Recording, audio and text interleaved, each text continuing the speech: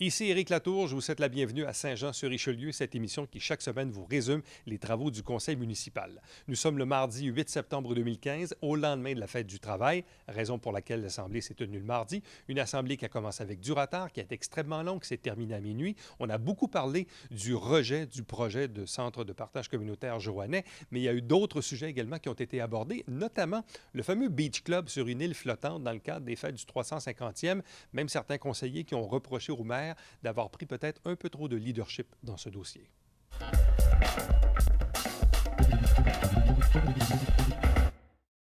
Michel Fournier, citoyen de Saint-Jean-sur-Richelieu. Tout d'abord, salutations au conseil. Je vais y aller d'un préambule récapitulatif concernant la pollution électromagnétique soulevée lors des deux dernières séances publiques de Saint-Jean-sur-Richelieu. Plusieurs citoyens viennent s'opposer à l'implantation d'une antenne Tour TELUS de plus ou moins 110 pieds, pas loin du quartier Prévert, à 290 mètres, en fait, du quartier Prévert, où il y a une école et des services de garde, etc., des familles, des jeunes enfants.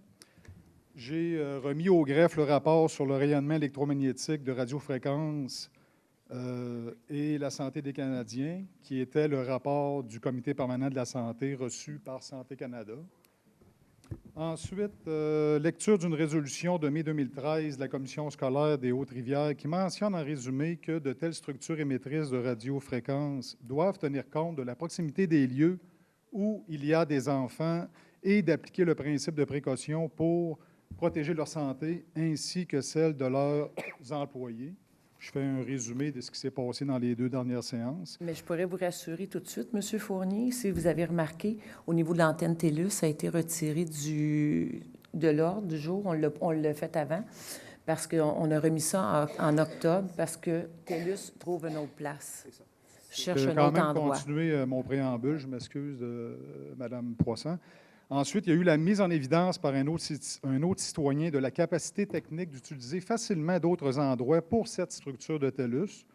Je vous ai également parlé du cas de Nuremberg qui mentionne, entre autres, qu'exposer des gens sans les informer et sans leur consentement à des champs de radiofréquences pouvant affecter leur santé contrevient au cas de Nuremberg.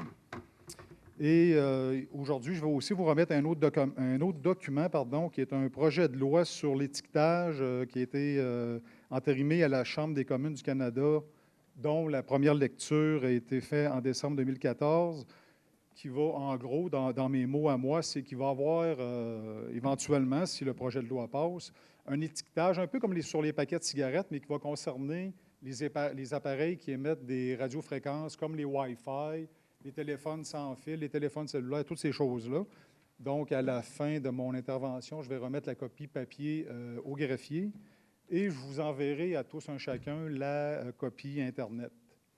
Bon, là, je vous ai entendu pour ce qui est de la remise du point 13.2, finalement. Je vais poser quand même une première question. Pourquoi il est encore remis? Parce qu'il a été remis du 6 juillet au 3 août. Du 3 août au 8 septembre. Là, vous me dites qu'il est remis du 8 septembre au mois d'octobre. La dernière fois, on me parlait d'un dénommé M. Baudin aux infrastructures qui n'était pas là pour donner son opinion, je ne sais pas quoi. Bien, c'est comme je vous ai informé, quand c'est reporté comme ça, c'est juste une question bureaucratique.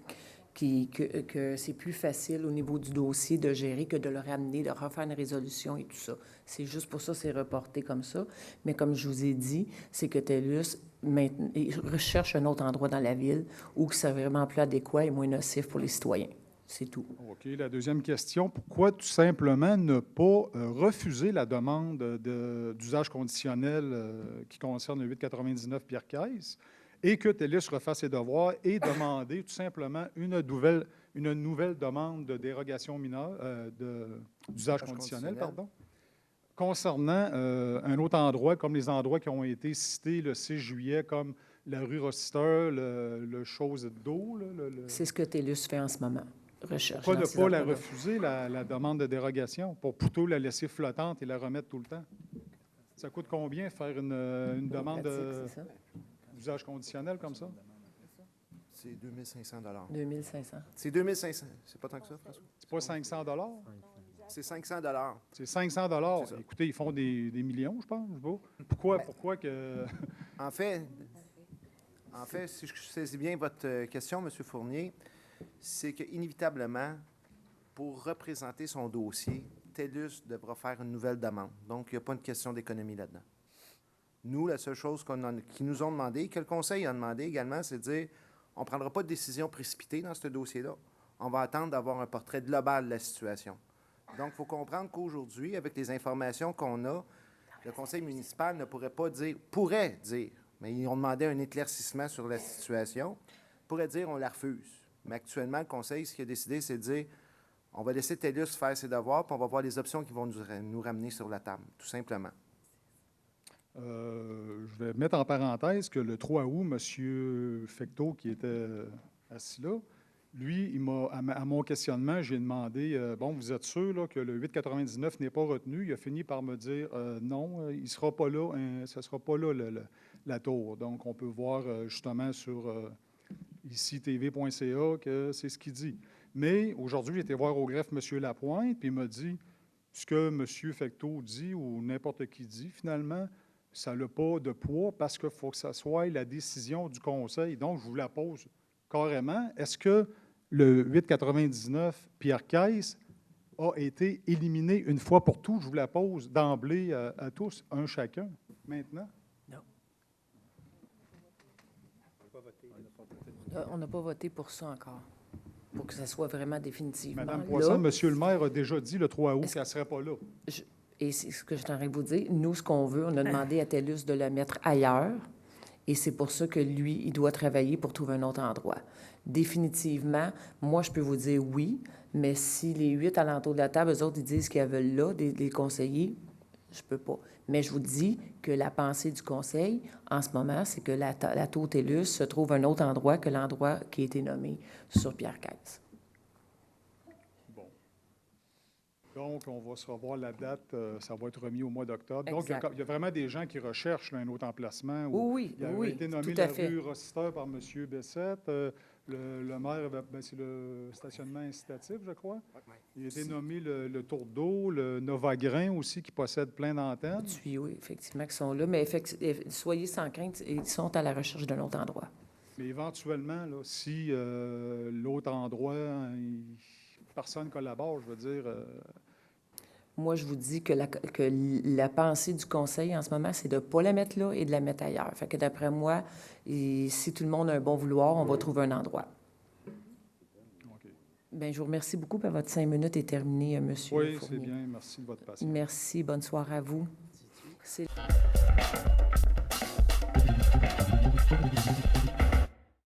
Madame Poisson, membre du Conseil, Alain Laplante, 66 rue de Musset à Saint-Jean-sur-Richelieu. Madame Poisson, j'ai lu dans le Canada français récemment que notre maire, M. Fecteau, négociait depuis 2 mois avec le Beach Club pour un projet d'île flottante. J'ai même lu dans l'article que le maire était enthousiaste face à ce projet-là. Personnellement, je ne suis pas convaincu que c'est une si bonne idée d'appuyer un projet qui va venir finalement concurrencer nos commerces locaux, nos commerces du centre-ville.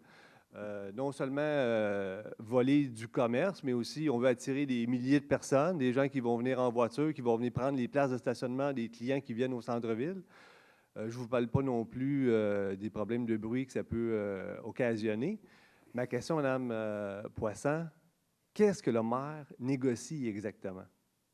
Bien, qu'est-ce qu'il négocie? Il faudrait lui demander à lui ou qui est rendu dans ses négociations. Moi, je ne suis pas sur le dossier. Mais sauf que... ce que je cherche, c'est pas la rivière, c'est pas une juridiction municipale. Est-ce que la ville a besoin d'émettre un permis? C'est quel genre d'autorisation qu'on doit leur donner? Est-ce que je vais juste finir l'interrogatoire?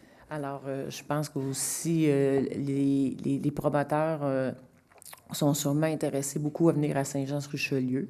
C'est des choses qui sont en négociation à voir. De là que c'est ficelé, que ça va être vraiment dans la rivière de l'année prochaine, on ne le sait pas encore. Je pense qu'au sujet de la table du conseil de ville, c'est quelque chose qui n'a pas été discuté. Ce n'est pas un sujet qui a été amené encore. Je pense que même que ce soit le temps de le négocier, de voir les points et toutes les réglementations qui sont alentour de ça, M. Laplante, soyez-en sûr qu'on va prendre le temps d'analyser le dossier. C'était présenté dans le cadre des fêtes du 350e. On sait qu'il y a un fonds d'aide qui a été mis en place par la Ville pour soutenir les projets. Est-ce que le maire est en train de négocier des... puis c'était pas clair dans l'article, là, est-ce qu'il est question d'investir des deniers de la Ville dans un projet semblable? Vous savez aussi que des fois, dans le journal de Montréal, je pense qu'on n'a pas toujours vu des choses qui étaient vraies dans toutes les informations qui sont là. Mais je pense que si vous voulez vraiment avoir les bonnes informations, parce que puisque c'est lui qui négocie, je vous invite à communiquer avec le maire. Mais vous, Mme Poisson, est-ce que vous pensez qu'on devrait mettre de l'argent public dans un projet de ce genre-là? Je ne peux pas vous dire en ce moment. Personnellement, vos convictions à vous, là. Oui, je m'en allais répondre, M. Laplante. Alors, je vous dis juste que c'est difficile pour moi de vous dire oui ou non quand je n'ai aucune notion d'argent, comment ça coûte, les impacts et tout ça. Je pense qu'un coup qu'on a tout ça, on peut répondre à une question comme la vôtre, parce que ça peut être un projet intéressant, comme il peut être vraiment un projet désagréable qui va pouvoir nuire à la Ville, mais je pense qu'il va falloir avoir les informations dans les mains avant. C'est ma réponse, M. Laplante. En terminant, Mme Poisson, je ne pense pas que c'est le genre de projet que j'imagine là, pour l'image que je veux projeter de la municipalité. Pour moi, les fêtes du 400e, du 350e, c'est une occasion de commémorer notre histoire, de commémorer notre patrimoine, de commémorer notre passé militaire. Moi, je vois une fête familiale, pas une discothèque flottante. Votre opinion est retenue, M. Laplante. Merci beaucoup. Bonne soirée.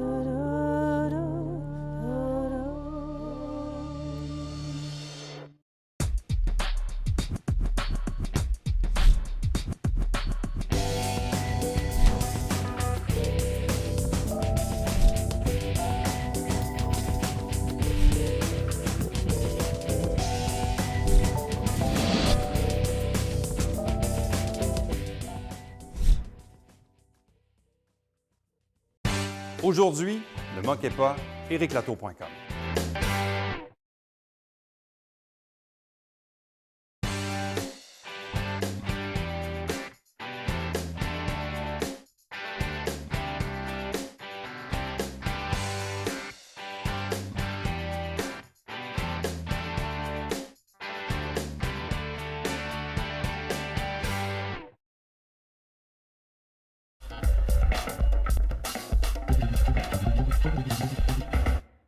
Il faut que la cohabitation aussi existe, parce qu'il n'y a pas eu de parc qui a été nommé, mais il faut que la cohabitation existe.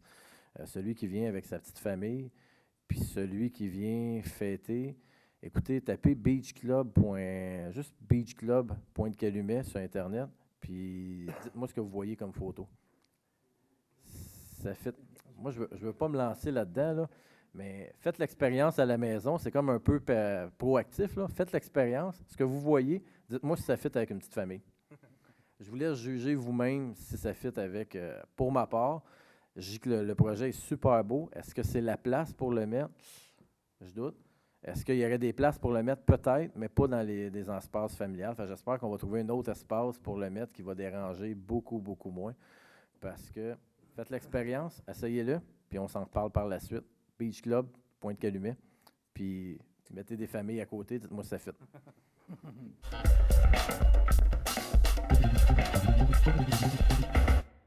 Un autre point que je voulais discuter, évidemment, la mise à jour de la situation d'urbanisation du boulevard Saint-Luc. Il y a des réparations qui sont en cours actuellement. Je veux juste faire une mise au point de la situation. Ce n'est pas des travaux qui sont effectués par la Ville de Saint-Jean, c'est effectué par le ministère du Transport. C'est simplement de la récupération et refond de travail qui a été effectué lors de l'urbanisation. Et tous les frais sont assumés par le ministère du Transport. Fait que, ce que certaines rumeurs que j'ai entendues dire, là, c'est que c'est les villes des frais, ces frais-là, ça, on n'a aucunement rapport là-dedans. Et si tout va bien, les travaux devraient se terminer pour vendredi. Le pire est passé parce qu'on a vécu l'accès de la prairie vers Saint-Luc, si on veut, donnait beaucoup d'achalandage et un bouchon de circulation assez important. D'ici demain, ça devrait être réglé. Fait qu'on va revenir à bloquer une rue du sens Saint-Jean-la-Prairie vers l'ouest. Fait que ça devrait possiblement calmer la circulation. Alors, c'est tout. Je n'ai pas d'autres propos pour ce soir. Fait que merci et bonne soirée.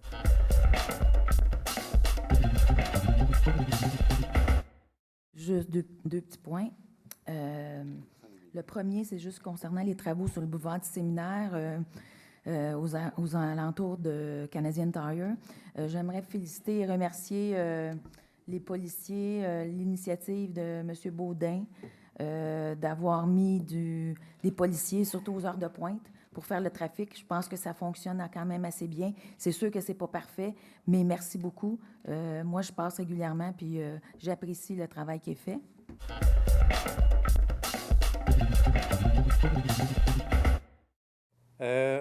On est la première séance après le Festival des Montgolfières.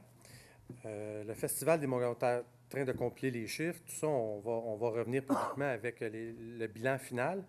J'estime que ça a été une belle édition, malgré encore une fois une météo qui n'a pas été très collaborante, disons, dans le milieu de la semaine. On a eu 2 belles fins de semaine. Le site était plein. Les commentaires sont positifs. C'est sûr qu'il y a toujours des améliorations à faire et il y a aussi des améliorations à faire. Moi, je crois pertinemment que nous devons mettre une valeur ajoutée, un produit ajouté au festival pour que les gens de Saint-Jean, les locaux participent plus. Mais cela dit, de cette édition-là en 2 lignes, belle édition, des bons artistes. On a eu des commentaires positifs là-dessus, bonne organisation. Il faudrait peut-être que la météo collabore peut-être plus les autres années, mais il faudrait, à mon avis, et je lance l'idée qu'il faudra apporter un petit quelque chose de plus à l'intérieur du festival pour que nos gens de Saint-Jean viennent davantage et achètent plus de passeports. Ça c'est notre défi. On va s'y attaquer dans les prochains mois. En finale, le Beach Club. Moi, je diffère un peu d'opinion de mes collègues qui sont exprimés précédemment. Pour le 350e, est-ce qu'on pourrait faire quelque chose qui sort de l'ordinaire? Je pose la question. C'est un peu spécial comme plan, là, j'avoue. Là, c'est peut-être pas ça qu'il faut faire, mais moi, je ne suis pas fermé à l'idée. Est-ce que faire venir des DJ internationaux, est-ce qu'on veut des jeunes nécessairement, très jeunes dans notre centre-ville? Puis oui, là, j'ai fait beachclub.com, moi aussi, j'ai regardé ça. Est-ce que c'est cette clientèle-là qu'on veut? Peut-être pas. Est-ce que le Beach Club ne serait pas ouvert justement à avoir une clientèle de bateaux, une clientèle de plaisanciers, mettre en valeur notre rivière? Moi, je ne suis pas fermé à l'idée. Je trouve que la démarche du maire, cependant, s'il avait été là ce soir, je lui aurais dit, là, c'était un petit peu cavalier de ne pas nous avoir informés de ces négociations avec le Beach Club. Je pense qu'il faut que ça passe par le conseil. Je pense qu'il aura appris de ça. Nonobstant, par contre, ce que le maire m'a dit et que je trouve très logique et vrai, dans le spectacle de Jerry Boulet, c'était pas juste des gens de Saint-Jean qui sont venus, des gens de Saint-Blaise, de Sabrevois, d'Henrieville. Et à la fin du spectacle, tous les commerces en ont profité. Le centre-ville était plein. Et c'était très profitable pour la ville de Saint-Jean. Donc, on peut faire quelque chose qui sort de l'ordinaire. On peut arrêter le party à 7h, 8h le soir. Et après ça, bien, c'est nos commerces locaux qui en bénéficieraient. Puis qu'on aurait un centre-ville plein. Puis M. Laplante sait qu'il y a 1000 places que les gens prennent des places de stationnement. Là, c'est le centre-ville. Au pire, on pourrait organiser des navettes, toutes sortes de solutions qu'on pourrait faire pour promouvoir le 350e puis qu'on fasse quelque chose de différent dans le centre-ville. On a une super rivière puis elle est sous-exploitée. Voilà.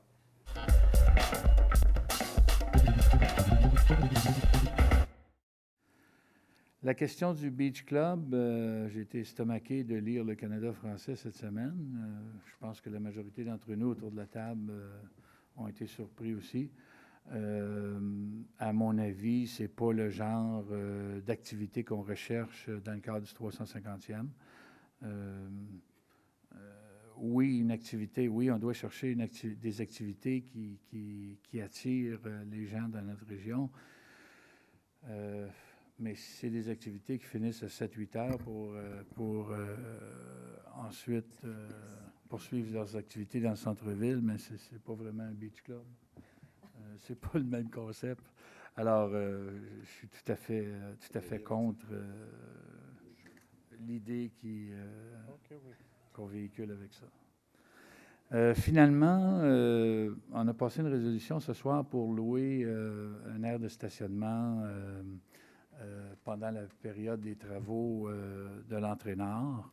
Il serait important qu'on identifie clairement qu'il s'agit d'un stationnement temporaire pour la durée des travaux, parce que je ne voudrais pas qu'on arrive dans quelques années que les gens aient pris l'habitude de stationner sur un terrain qu'on loue,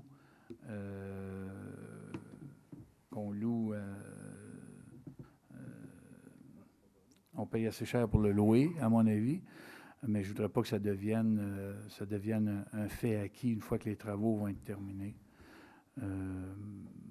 Alors, c'est tout. Merci.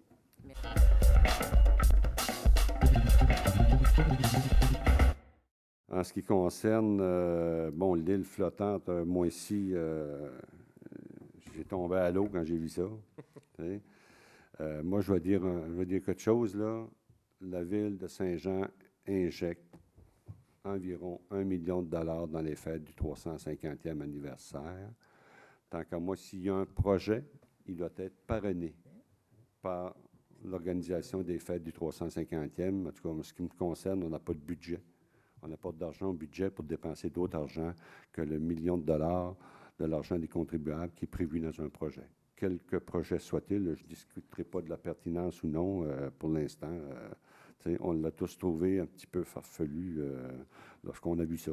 On n'a pas entendu parler de personne. En nulle part, c'est arrivé dans le journal. Des fois, on trouve heureux au conseil qu'on ait un journal pour nous informer. En ce qui concerne, je voudrais tout de même revenir sur les propos de Mme Goudreau. Je vais avoir le même comportement qu'elle d'une certaine façon. Moi ici, je suis estomaqué, Mme Goudreau. Je suis très estomaqué et je félicite la sagesse de mes collègues qui ont gardé le silence sur vos insultes, sur les propos concernant l'urbanisme. Je ne peux pas croire que quelqu'un qui a une formation juridique peut tenir de tels propos en public. De venir dire à des gens qui sont des élus et des gens qui représentent la population, qui prennent des décisions, le fond département du nom qui apparaît aux demandes, c'est vraiment inadmissible de quelqu'un qui a votre formation. Je ne sais pas comment vous en arrivez à ce genre de commentaires, mais moi aussi, ça m'estomaque de vous entendre. Ça m'enlève, en tout cas, ça nuit beaucoup à votre crédibilité. Merci beaucoup.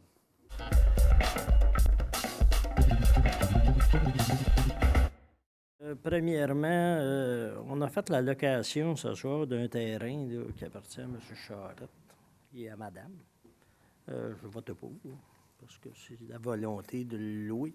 Sauf que moi, dans ma tête, là, au nombre de prières qu'il y aurait de ce terrain-là, j'aurais été plus pour acquérir le terrain.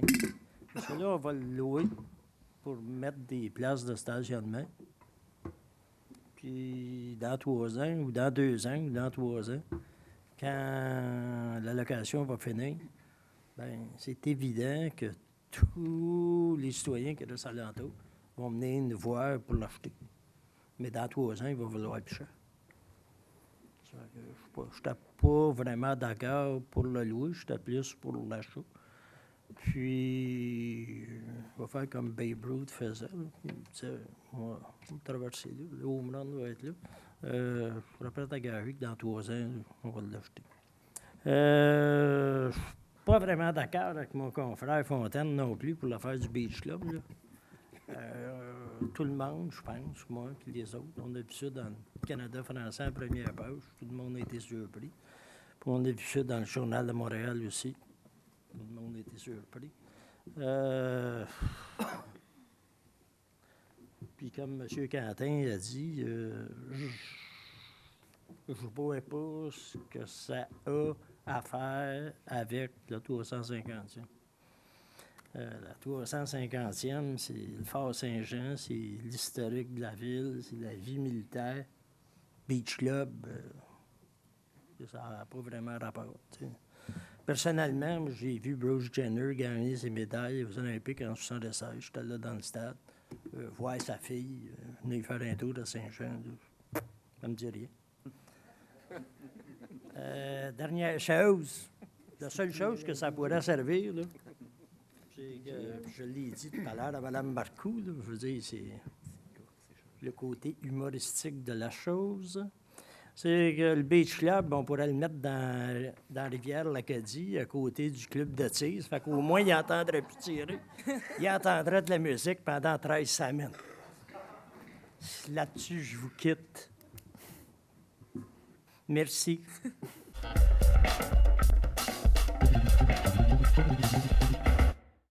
Merci d'avoir été là. On se fixe rendez-vous la semaine prochaine avec de nouveaux extraits de la prochaine séance du Conseil qui va se tenir le lundi 21 septembre 2015. Et nous, 2 jours plus tard, le mercredi 23, on vous présentera bien sûr notre émission. Sur ce, je vous souhaite évidemment une bonne journée, une bonne soirée. On se fixe rendez-vous bien sûr la semaine prochaine.